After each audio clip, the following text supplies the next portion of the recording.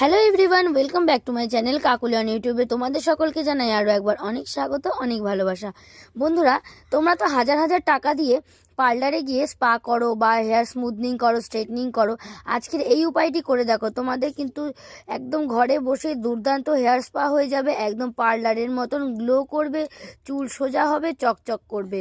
তার জন্য কি করতে হবে দেখো বন্ধুরা, প্রথমে একটা বাটিতে আমি এখানে নিয়ে নিচ্ছি কিছুটা পরিমাণ কিন্তু নারকেল তেল।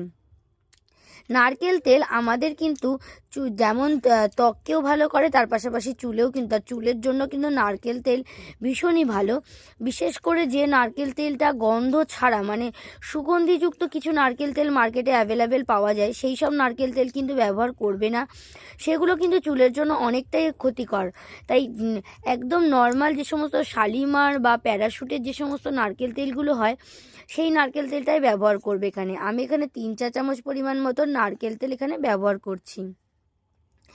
3 চামচ নারকেল তেল, যে তোমরা তোমাদের চুলের লেন্থ অনুযায়ী কিন্তু নারকেল তেলটা নেবে। যার চুলের যতটা লেন্থ বা যতটা গোছ, ঠিক ততটা পরিমাণ কিন্তু নারকেল তেল ব্যবহার করবে। আর 3 চামচ নারকেল তেলের সাথে আমি এখানে 3টে কিন্তু ভিটামিন ই ক্যাপসুল ইউজ করছি।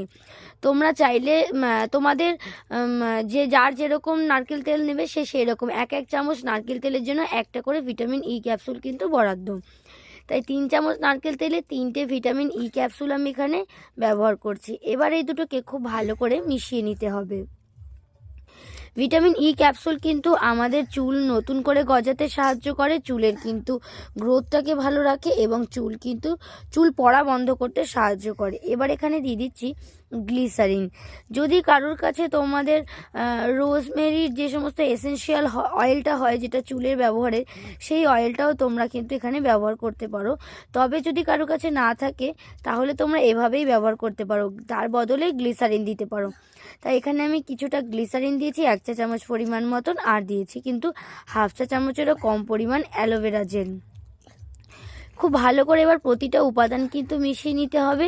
অ্যালোভেরা জেল তোমরা তোমাদের চুলের লেন্থ, আমি এখানে 3 চামচ অ্যালোভেরা জেলে 1/2 চামচ, এই 3 চামচ নারকেল তেলে কিন্তু 1/2 চামচ অ্যালোভেরা জেল ব্যবহার করেছি। তোমাদের যদি চুলের লেন্থ বেশি হয় তাহলে অ্যালোভেরা জেলটা বেশি দেবে, যতটা মানে নারকেল তেলের উপর ডিপেন্ড করছে প্রত্যেকটার কিন্তু কোয়ান্টিটি। খুব ভালো করে মিশিয়ে নেবে, আর শ্যাম্পু করার আগে এটাকে কিন্তু অ্যাপ্লাই করবে, চুলে অ্যাপ্লাই করে অন্তত আধ ঘন্টা রেখে দেবে, তারপরে কিন্তু নর্মালি শ্যাম্পু করে নেবে। আর অবশ্যই শ্যাম্পুর শেষে কিন্তু একটা কন্ডিশনার আর একটা কিন্তু তোমাদের ব্যবহার করতে হবে। একদম চুলের যে সমস্ত মানে যেটা হয় না সিরাম, হেয়ার সিরাম, সেই হেয়ার সিরামটা কিন্তু অবশ্যই ব্যবহার করতে হবে। প্রতিটা উপায় এইভাবেই তোমরা ফলো করো। প্রত্যেক দিন শ্যাম্পু করার আগে দেখবে তোমাদের চুল কিন্তু পার্লারে গিয়ে হাজার হাজার টাকা খরচা করে কিন্তু তোমাদের স্পা করতে হবে না। তো ভিডিওটা এই পর্যন্তই, ভালো লাগলে লাইক করে দিও।